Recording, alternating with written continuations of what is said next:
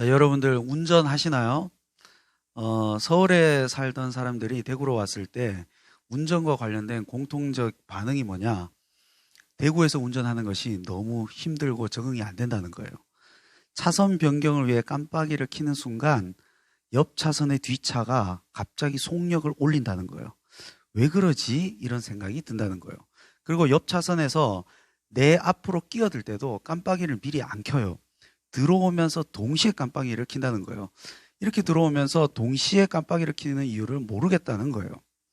저도 언젠가는 조수석에 타고 있는데 대구에 있는 운전자들의 심정을 그때 알게 되었습니다. 옆 차선에서 끼어들려고 깜빡이를 탁 켜자마자 제 옆에 운전자가 갑자기 가속을 하면서 붕 내달리는 거예요. 그래서 옆 차가 못 끼어들게 됐어요. 그리고 나서 하는 말이 성공 이러는 거예요. 아, 이런 심리구나. 내 앞으로 절대로 못 끼어든다. 그것을 자랑 삼아 운전하는구나. 그래서 어쩔 수 없이 사람들이 미리 깜빡이를 안 켜는 거예요. 틈이 보이면 확 끼어들면서 양심의 가책이 발동해서 깜빡이를 그나마 동시에 켜주는 거예요. 그리고 내 앞에 차가 끼어들면 실패라는 생각을 하는 것 같아요. 물론 모든 대구 사람들이 그렇지는 않겠지만 전반적인 기류가 이렇다는 겁니다. 그래서 서울에서 오신 분들이 초기에 적응이 안 돼서 화가 많이 난다고 하더라고요. 그러나 저는 운전할 때 화가 나지 않습니다. 왜냐? 제가 성인군자라서 그런가? 아니에요. 운전의 본질, 바로 차선 변경의 본질을 깨우쳐서 그래요. 제가 운전을 잘한다는 게 아닙니다. 차선 변경의 본질을 다만 저는 알고 있다는 거예요.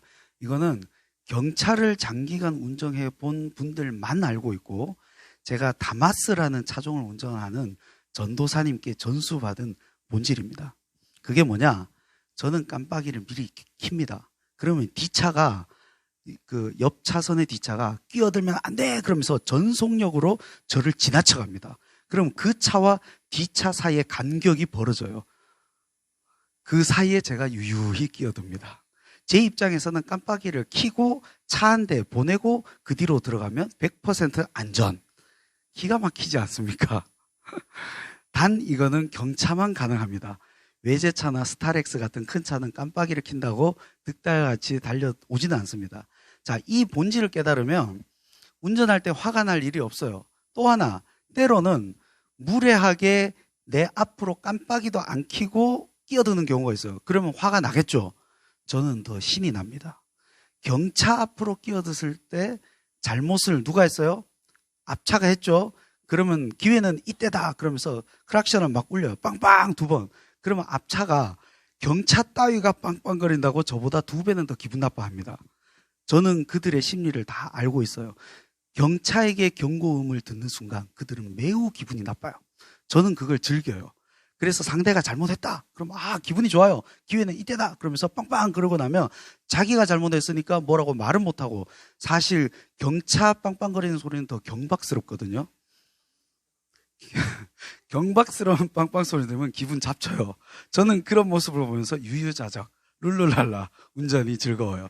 제가 잘못했다. 그러면 쌍깜빡이 켜고 즉시 잘못했다고 해버려요. 그러면 화낼 일이 없어요. 이게 차선 변경과 다른 차의 무례함에 대처하는 저만이 가지고 있는 운전의 철학, 운전의 본질입니다. 이 본질을 모르는 대형차만 운전해 본 분들은 작은 차를 절대로 운전 못합니다. 운전의 본질을 결코 깨닫지 못하는 거죠. 자, 그러면 어떤 상황에서 그 특정 상황의 본질을 깨칠 수 있는가? 대다수의 본질은 가장 밑바닥에서 깨우칠 수 있다라는 거예요. 오늘 성경이 사실 본질 문제를 다루거든요. 그 중에서 어떤 본질일까요? 바로 찬양의 본질이에요. 그런데 찬양의 본질도 누가 깨달을 수 있다는 거예요? 삶의 밑바닥까지 가본 시편 기자들이 그 본질을 깨닫는 거예요. 자, 그러면 찬양의 본질은 뭘까요? 한번 생각해 보세요. 사실 오늘 본문 시편 146편이 찬송시거든요. 그러면서 찬양의 본질을 다루는데, 여기에서 찬양의 본질을 알려면 1차적으로 시편 전체에서 146편이 차지하는 위치와 그 위치에서의 의미를 알아야 됩니다. 사실 146편은 시편에서 결론부의 첫 시작이에요. 시편의 결론부다? 결론부의 시작이다? 이게 무슨 말일까요? 사실 시편은 대다수가 어떻게 보느냐? 개별적인 시들의 모음집으로 봅니다. 그런데 오늘날 세계 구약 신학회에서 최근에야 드디어 시도되는 방법이 뭐냐면 시편을 하나의 책으로 본다는 거예요. 그래서 시편 전체가 하나의 시다라는 거예요. 150편의 시를 최종 저자가 하나님의 영감을 받아서 뽑았는데 그것이 기가 막힌 순서와 배열로 구성되어 있고 하나의 단일 주제가 관통하고 있다라는 거예요. 그래서 150편이 하나의 주제로 관통되고 있고 이를 효과적으로 서술하기 위해서 시편 전체가 5개의 챕터로 구성되어 있어요. 그래서 1에서 41편이 1권 1챕터, 그리고 42편에서 72편이 2권 2챕터, 73에서 89편이 3권 3챕터, 90에서 106편이 4권 4챕터, 107에서 150편이 5권 5챕터예요. 그래서 각 권의 마지막 편의 끝에, 각 챕터의 끝에 송영으로 끝나면서 이것이 1챕터의 끝이다, 이것이 2챕터의 끝이다, 이걸 딱 보여줘요. 하나님을 송축해라, 하나님을 찬양해라 라는 송영. 그래서 3권의 마지막 편인 89편에서 이렇게 5등분을 의도적으로 했다는 단서가 등장하는데 그거는 하나님이 다윗 왕조와 맺은 언약이 파기됐다 그러면서 다윗 왕조를 버리고 심판하는 어두운 내용이 쫙 등장하다가 마지막에 갑자기 뜬금없이 하나님을 찬양해라 그러고 다 끝나버려요. 송영이 등장하는 거죠. 이게 바로 각 권을 끝내는 기법인 거예요. 그래서 시편을 5권으로 나눴다는 것은 뭘 의미하냐? 사실 최종적으로 시편을 모세오경과 연결시키는 작업을 하는 거예요. 그런데 모세오경의 내용이 뭐예요? 창조와 이스라엘의 시작들, 하나님이 이스라엘을 선택해서 이스라엘과 언약을 맺으시고 하나님이 이스라엘에게 제사, 예배를 가르쳐 주시는, 그리고 그들을 하나님의 율법으로 교훈하시고 광야에서 연단시키는 이야기들, 그리고 그들을 하나님의 율법으로 교훈하는 그런 모세오경의 줄거리와 시편의 5권의 메시지가 긴밀한 연합과 평행을 이루고 있다는 거예요. 그런데 그것으로 끝나는 것이 아니라 그것을 넘어서서 결국에는 이스라엘 전 역사, 포로 후기까지, 죄송합니다. 애플워치가 활성화되었습니다. 죄송합니다. 결국에서 이스라엘 전 역사로 확장되는 작업도 하면서 구약 전체를 관통하는 거예요. 이거 뺄게요. 죄송합니다. 자, 그런데 오늘 본문이 뭐예요? 146편이죠. 요게 시편 전체에서 어떤 위치에 있냐면 결론부의 시작이라고 했어요. 결론부. 그 말은, 결론부가 있다는 말은 서론도 있다는 거예요. 그게 뭐냐? 1, 2편이에요. 1, 2편이 표제가 없어요. 당시 시들은 다 표제를 달고 쓰여지는 게 특징인데 1, 2편만 표제가 없어요. 그게 서론이에요. 그래서 전체 주제와 전체 방향성을 결정해요. 이게 왜 중요하냐면 146편의 내용과도 이어져요. 그래서 1, 2편이 어떻게 이어지냐면 첫 번째 시작이 아슈레 하이시, 복이 있는 사람은 이라는 감탄사로 시작해가지고 아슈레, 복이 있도다라는 감탄사로 끝이 나버려요. 그래서 복 있는 사람과 악인을 대조를 하거든요. 1, 2편이. 그러면서 뭘 말하는가? 복 있는 사람은 율법을 묵상한다라고 하는데 묵상하다라는 단어는 히브리어로 사실 읊조리다라는 거예요. 하나님의 율법을 읊조리는 것. 히브리 당시 사람들은 묵독 이런 게 없어요. 책을 눈으로 못 읽어요. 그래서 책을 읽는다라는 것은 항상 소리를 내서 읊조림밖에 없어요. 그래서 복 있는 사람이 하나님의 율법을 읊조리는 것, 이거는 하나님의 율법을 읊조린다는 거예요. 읽는다는 거예요. 한편 악인들은 모여서 뭐예요? 어떻게 하면 하나님을 대적할까? 하나님이 싫어하는 일을 할까? 의인들을 어떻게 공격해서 의인들을 어떻게 힘들게 할까? 그 모의를 해요. 그게 또 읊조리다라는 말이에요. 이런 개념들이 대조가 되고 있어요.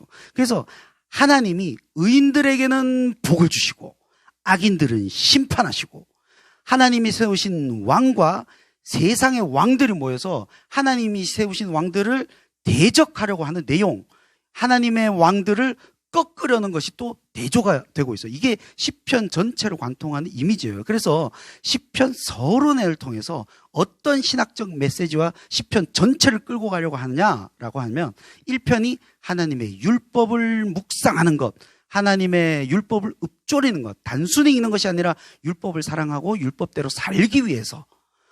그래서 율법 묵상과 율법 준수의 중요성을 강조하죠. 그런데 이 편은 하나님이 왕을 세워요.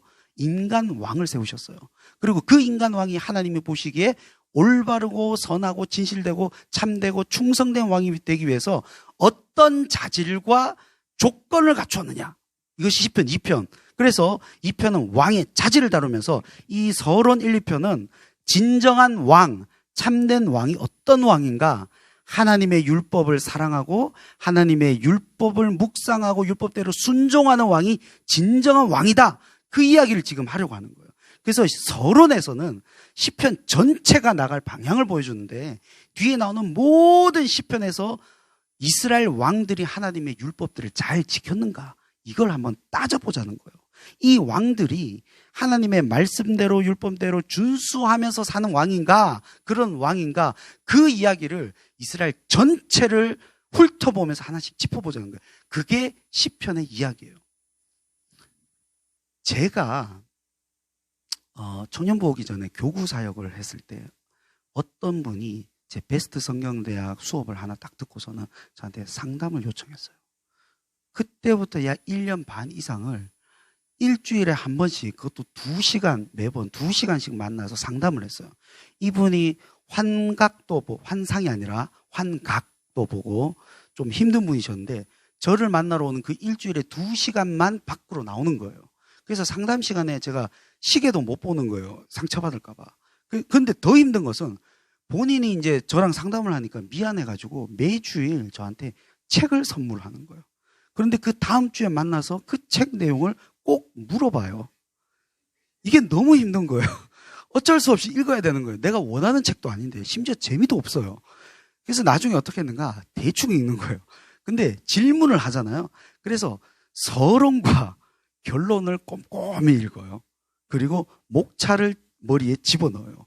그리고 빠르게 전체를 한번 딱 읽다가 디테일한 내용 몇 개를 탁탁탁 잡아요. 그래서 그분 만나자마자 그분이 질문하기 전에 지난주에 주신 책 잘 읽었다고. 그 내용이 전반적으로 이런 내용이고 디테일은 이러이러한 내용입니다. 좋더라고요. 이러면 먼저 선수를 쳐서 못 물어보게 만들어 버리는 겁니다.